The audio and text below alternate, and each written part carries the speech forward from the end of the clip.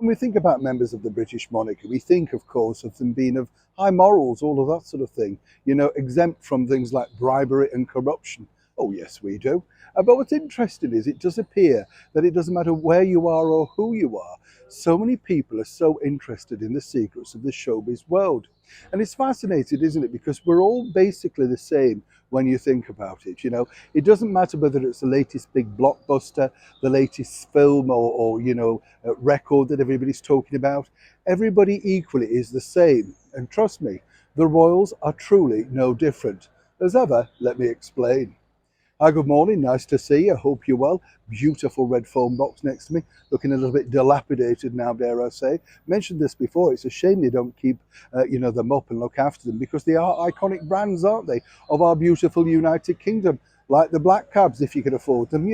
But things like that, I think really they should look after all the merits of what makes a country great. Sure, you'll agree. Now, what's interesting here is if you cast your mind back to a wonderful lady, one that I was very lucky enough to meet and see very briefly, was none other than the Queen Mother. Yes, what a wonderful lady she was.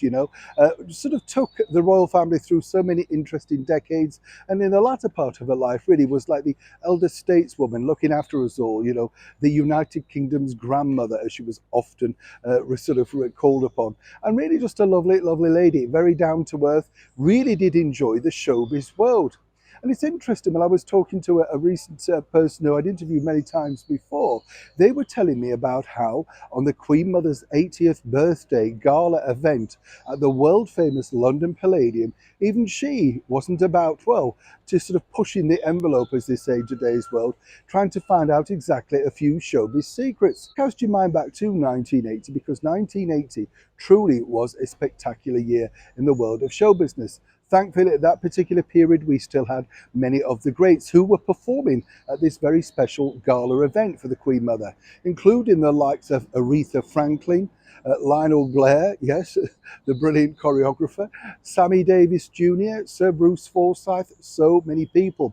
But one of the big stars of the show that was brought in at the last minute was none other than the man of that particular moment, the very brilliant actor Larry Hagman, who, as we all know, played J.R. Ewing in the mega hit soap opera Dallas. Now, Dallas had really taken the United Kingdom by storm. Everybody was really watching the show. This was a period when people truly did gather round to watch television.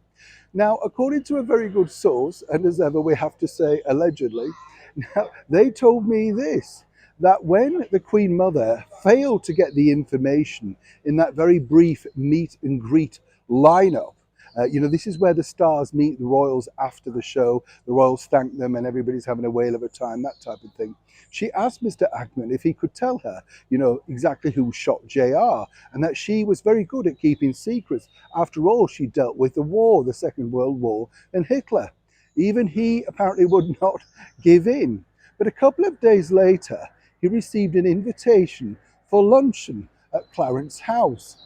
And according to this very good source, who worked very closely with the Queen Mother, her sole objective was to find out who shot JR.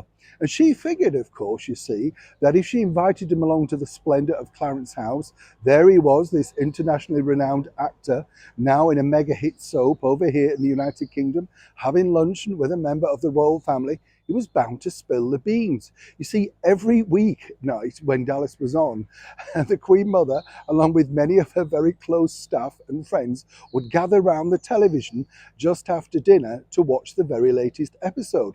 She was so hooked. Now, sadly, Her Majesty the Queen popped in and out, but wasn't too hooked on it. Neither, as you can imagine, was the Duke of Edinburgh, Prince Philip. Oh no, the Queen Mother was totally addicted to the soap. But sadly, Larry had to return back to Hollywood and carry on filming the Lorimar TV production of Dallas. So sadly, he was never able to take up that wonderful offer of luncheon with the Queen Mother.